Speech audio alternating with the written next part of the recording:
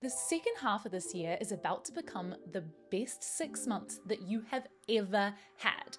I don't care how off track you're feeling, or how messy things are right now, or how behind you think you are on your goals. Starting today, you are hitting reset. Because really, you don't need a new year to start fresh.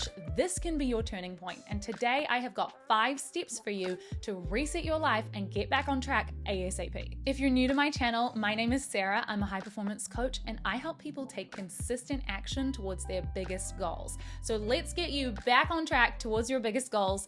Let's dive into the process. The first step is to recommit to your goals.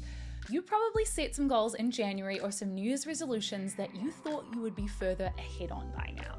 So here's what we're gonna do. You are gonna act like 6 months is all the time that you ever had. You are gonna act like this is exactly when you expected yourself to start. And if you've made some progress already, fantastic, you're already ahead. So if your goal was to make a certain amount of income in 2025, then your plan was always to do it in the second 6 months of the year. I used to do this when I had assignments due at university. I would have a professor tell me that you had 2 weeks to do an essay, and then it would be 1 week in and I wouldn't have done the essay yet, and I would feel like I was a week behind. But instead, what I would do is I would play this game with myself and say, no, the professor only said I had 1 week to do this, and it starts right now. Suddenly I'm not behind and I have a week to do my essay. That's it. And you get to do the same for yourself right now. And that stops you from feeling behind. Because what happens is when you start feeling behind, it actually makes you want to take less action, not more action. So now, instead of telling yourself that you're behind, you get to tell yourself that you are exactly on time. How good does that feel? And that is the most important thing, because feeling good is what gets you to take action. I know people like to say that they work really well under pressure, but I think that's just because that's the only kind of work most people try. But what if you work really well under joy? Have you ever tried working under joy? It's a lot more fun. The point of this reframe in your head isn't to let yourself off the hook. It's so that you can feel good, so you can keep taking action and no longer feel behind. You are completely right on track, exactly where you should be. So I want you to look at your goals for the year, write them down, and recommit to this new timeline. Okay, so step number 2 is to evaluate your year so far, because you can't make a better plan unless you know what went wrong with the last one. So I want you to look at your year so far and look for the challenges. What went wrong? What were the issues? Why have you not created the results that you wanted yet? So once you've started looking for challenges, I want you to take those challenges and split them into 2 different categories. The first category is obstacles. And an obstacle is an external thing that got in your way. So for example, maybe you got sick, or you lost your car keys, or your computer broke. The second category is problems. And problems are internal drama that your mind has created. Things like, I don't know what to do, or there's too much to do, or nobody's ever gonna buy my product. The stuff that your brain tells you that stops you from taking action. So you're gonna write down a list of all of your challenges and you're gonna label them as either obstacles or problems. And the reason that I want you to do this is because the solution to each of these is actually different. To solve an obstacle, you just have to make a decision. What are you gonna do? Do you need to buy a new computer or rent one or borrow one? Do you need to make sure that you're going to sleep at a certain time so that you're not getting sick as much? You make a decision about how you're going to overcome those obstacles. But with problems, we solve them differently. Problems, you have to change what you are thinking, because you cannot decide your way out of a problem that your mind has created. You have to shift your thoughts. So if your brain is telling you, I don't know what to do, then you have to start telling yourself, I know exactly what to do. And if your brain is telling you, no one's ever going to buy from me, you have to start telling it, I think maybe someone, maybe one person could maybe buy from me. And you have to start shifting what your thoughts are going to be. So for each of those challenges, once you've labeled them problem or obstacle, you're going to go through, and for the obstacles, you're going to make a decision, and for the problems, you're going to change your thoughts. All right, the third step is to create a doable process. Most of us, when we plan for our goals, plan for our highest energy selves, the ones who can go out and crush it and have an extremely productive day. But most of the time, you are not going to be that super high energy self.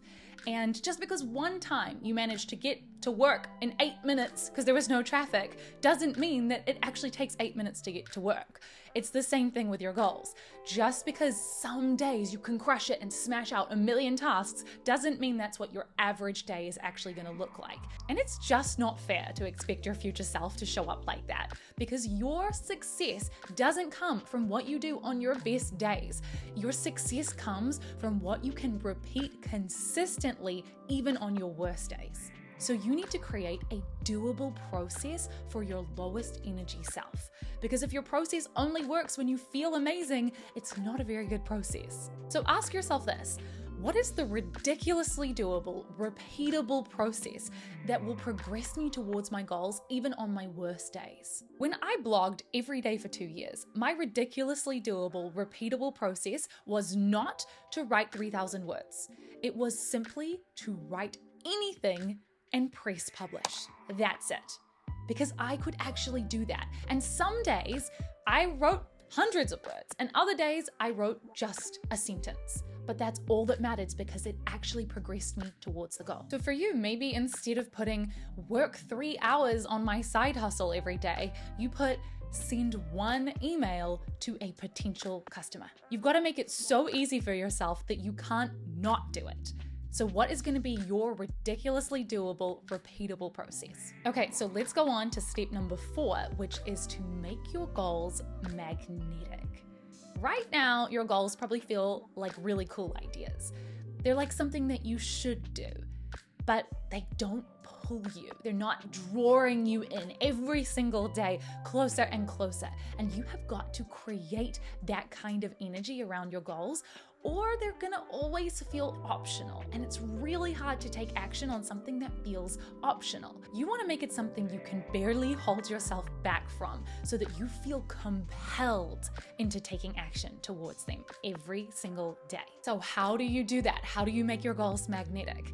You have to get yourself into the best energy that you can every single day. You've got to shift your mental state from like, I woke up today and everything's fine, to, oh my gosh, I cannot wait to go after this goal right now. And the way that you do that is by intentionally setting your thoughts every single day, because it is not your goal's job to be exciting to you. It is your job to make the goal feel extremely exciting and extremely magnetic. So ask yourself, what do I need to believe to get insanely excited about this goal? What do I need to believe to make showing up feel like a joy? For me, it's usually thoughts like, it's working. I'm so close. I can create a result today. This can be easy and fun.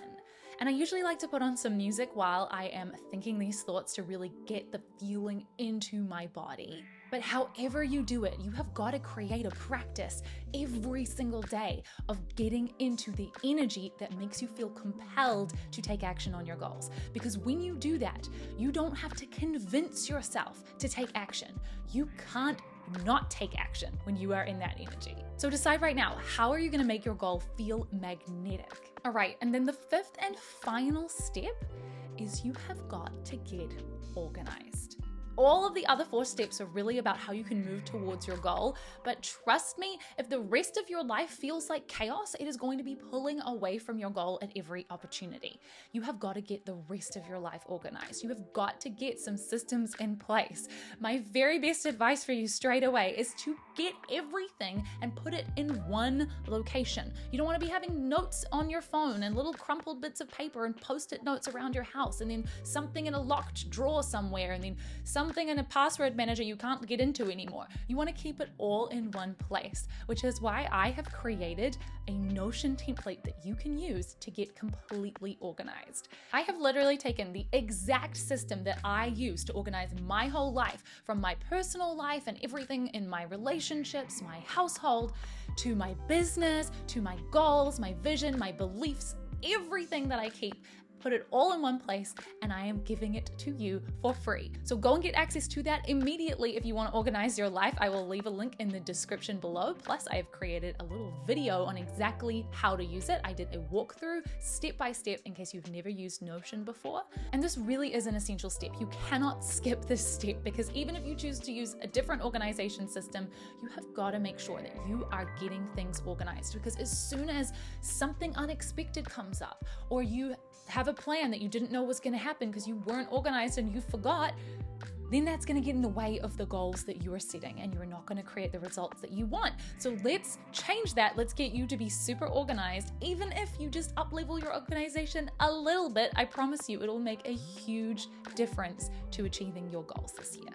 So either click in the description to download that Notion template or find yourself a system that works for you to get super organized in all of the areas of your life. This can take a little while. This isn't necessarily an overnight fix, but once you are organized, I promise you the freedom that comes with it is so good. I love being an extremely organized person. I know when everyone's birthday is, I know what is going on at all times everywhere, and I can easily take action towards my goals. All right, that is your mid-year reset plan and your 5 steps for getting back on track. Tell me in the comments what goals you are recommitting to for the next 6 months of the year, and I will talk to you in the next video.